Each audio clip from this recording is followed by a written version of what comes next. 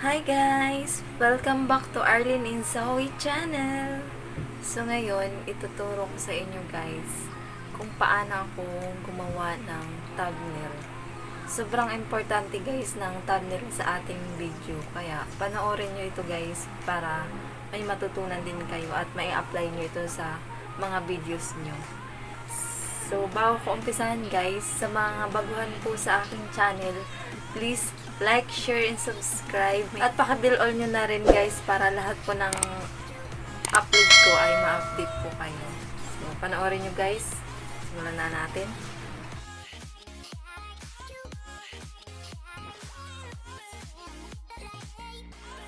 Okay guys, simulan na natin. Una, ang gagawin nyo muna ay kung wala po kayong PixArt ay mag-download po muna kayo sa Play Store. And then, punta na tayo sa PixArt dahil naka-download naman na ako.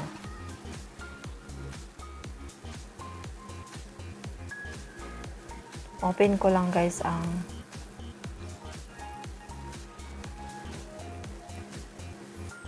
wait lang natin guys. So, ayan guys, nandito na tayo sa PixArt. Click lang natin tong plus sign. And then, pipili lang ako guys ng background. Ito. Mayroon naman dito guys, background. May libre, mayroon din naman babayaran mo. Pili lang ako guys. So, ito na lang sa akin. Ayan. Then, ano ko lang siya guys. Click ko lang yung tools. And then, click ko yung crop.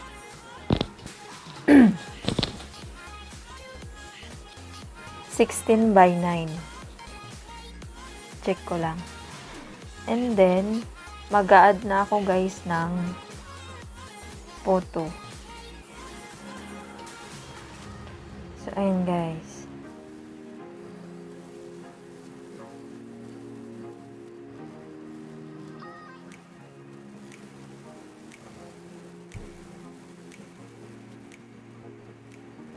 Ayan. And then, ilalagay ko ang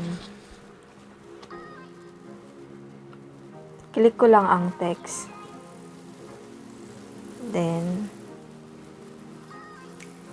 how I edit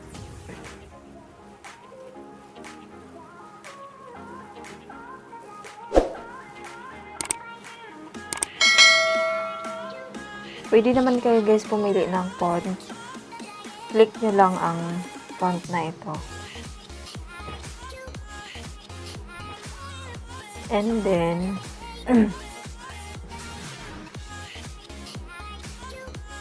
wait lang. Ayan. Click nyo lang to guys. Ayan. Pili lang kayo kung anong gusto nyong font.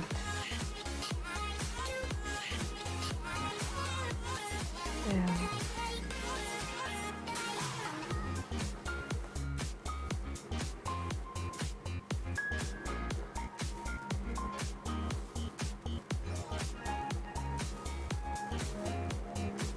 So, ito na lang yung sa akin.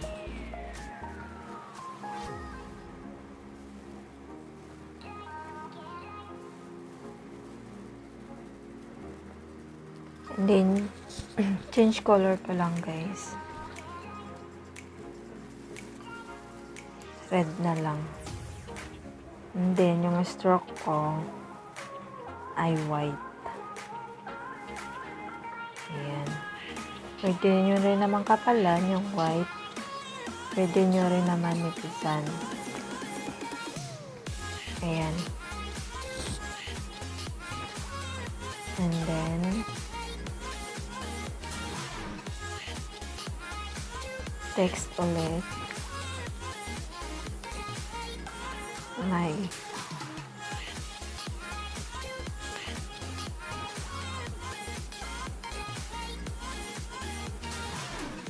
thumbnails.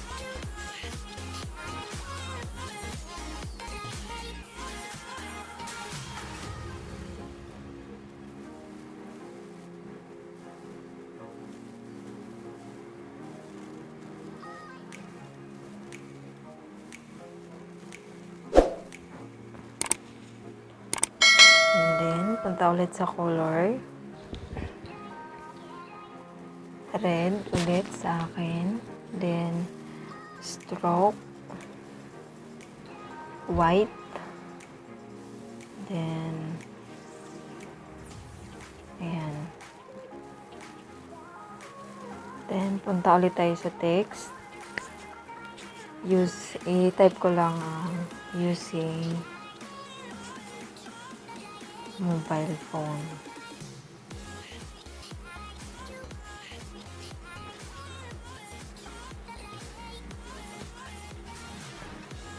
Ano ba yun?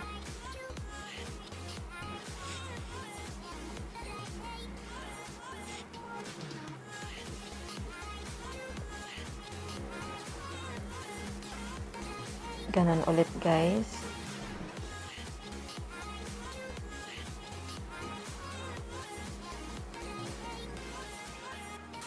Ayan. Pantay lang natin, guys. Pwede nyo rin naman lakihan. Depende sa inyo. Madali lang naman to, guys. Color lang ulit. Then, red. Black.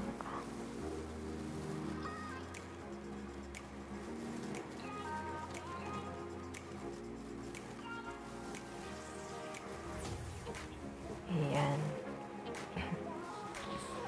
How I edit my thumbnail using mobile phone. And then, ilalagay ko lang din, guys, ulit ang mag-add ulit ako ng photo. Ayan. Fix art. Ulitan ko lang siya, guys. Click nyo lang to, guys, na, or idiin nyo lang to, guys, na anong parang arrow. Then, ma-adjust nyo na, guys. Pwede nyo palakihin, pwede nyo paliitin, ganyan. And then, add ulit ako ng photo. At kunin ko yung phone. Ayan, ika-crop ko muna siya, guys.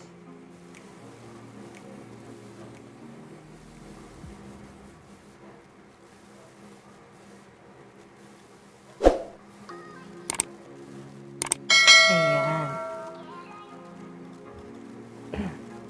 Litan ko lang. Sobrang liit. I-adjust ko lang to, guys, na text natin. Ayun.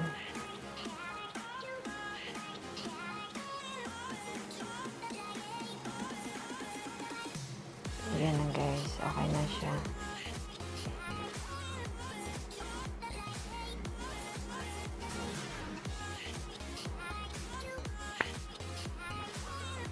Ayan, pwede na siya, guys.